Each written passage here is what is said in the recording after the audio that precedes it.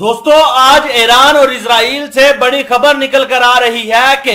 بتایا جا رہا ہے کہ ایران اور اسرائیل کے درمیان جو کشیدگی بڑھنے کے باوجود بھی اسرائیل ایران کے اوپر کوئی بھی حملہ نہیں کرے گا اور نہ ہی ایران کے اوپر کسی بھی طرح کی جارحیت اپنی دکھائے گا۔ دوستو آپ اپنی سکرین پر اس چیز کی رپورٹ بھی دیکھ سکتے ہیں جس کے اوپر واضح الفاظ میں لکھا ہے کہ ایران کے متعلق اسرائیلی تشویش بڑھنے کے باوجود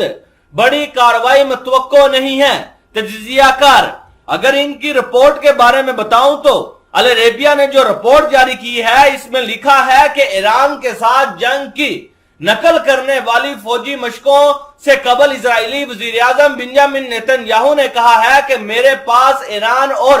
عالمی برادری کے لیے ایک واضح پیغام یہ ہے کہ اسرائیل ایران کو ایٹم بم حاصل کرنے سے روکنے کے لیے وہ کرے گا جو اسے کرنا چاہیے۔ ایران کے بارے میں حالیہ اسرائیلی بیانات میں سے زیادہ تر ایران کے ایٹمی پروگرام کی پیش رفت پر شدید تشویش کا اظہار کر رہے ہیں۔ ان بیانات میں یک طرفہ کارروائی کرنے کی دھمکیاں بھی دی جا رہی ہیں۔ تہران کی سفارتی سرگرمیوں کی تازہ ترین لہر سے اسرائیل کی بے چینی میں اضافہ ہو گیا ہے، خاص طور پر چین کی ثالثی میں سعودی عرب کے ساتھ ایران کے سفارتی تعلقات کی بحالی نے اسرائیل کو کافی زیادہ پریشان کر دیا ہے۔ مزید اس سال کے آغاز سے ایرانی صدر ابراہیم رئیسی نے چین، شام، انڈونیشیا اور جنوبی امریکہ کے 3 امریکی پابندیوں والے ملکوں کیوبا، نگورگا اور وینزویلا کے ساتھ مختلف تعاون کے معاہدوں پر دستخط کیے ہیں۔ ابراہیم رئیسی کے وزارت خارجہ حسین امیر نے تہران کے تاریخی دورے میں اپنے سعودی ہم نصب شہزادہ فیصل بن فرحان کی میزبانی کی اور خلیج کے 3 ملکوں قطر،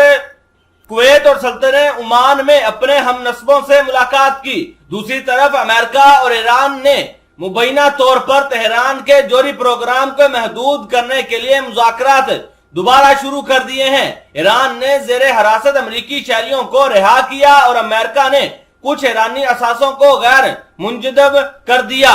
اس دوران نیتن یاہو نے بارہا واشنگٹن کو خبردار کیا کہ اسرائیل تہران کے ساتھ کسی بھی معاہدے کا پابند نہیں ہوگا۔ انہوں نے حال ہی میں زور دے کر کہا کہ ہمارا موقف واضح ہے کہ اسرائیل ایران کے ساتھ کسی معاہدے کا پابند نہیں ہوگا اور اپنا دفاع جاری رکھے گا۔ نیتن یاہو نے اس ماہ کے شروع میں کہا تھا کہ ہمارے خطے میں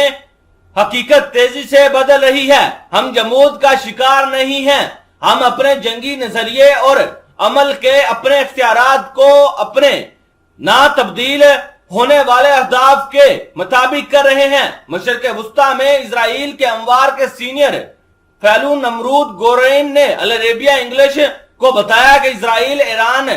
خطرے کو بہت سنجیدگی سے لے رہا ہے۔ یہ ایک بڑا علاقائی خطرہ ہے جس کا اسرائیل کو ہر وقت سامنا کرنا پڑ رہا ہے۔ اسی خطرے کو ختم کرنے کی ضرورت کے بارے میں اسرائیل میں سیاسی اتفاق رائے اور عزم موجود ہے، اگرچہ اس حوالے سے مختلف سیاسی رہنماؤں کے مختلف خیالات ہو سکتے ہیں کہ کون سا طریقہ کار اختیار کرنا چاہیے اور ایران کا جو خطرہ ہے اسرائیل کے اوپر اس کو کم کیا جا سکے۔ اور اب تجزیہ کاروں کا یہاں تک بیان آ چکا ہے کہ بے شک ان دونوں ممالک کے درمیان جتنی مرضی کشیدگی بڑھ جائے لیکن اسرائیل ایران کے اوپر حملہ نہیں کرے گا۔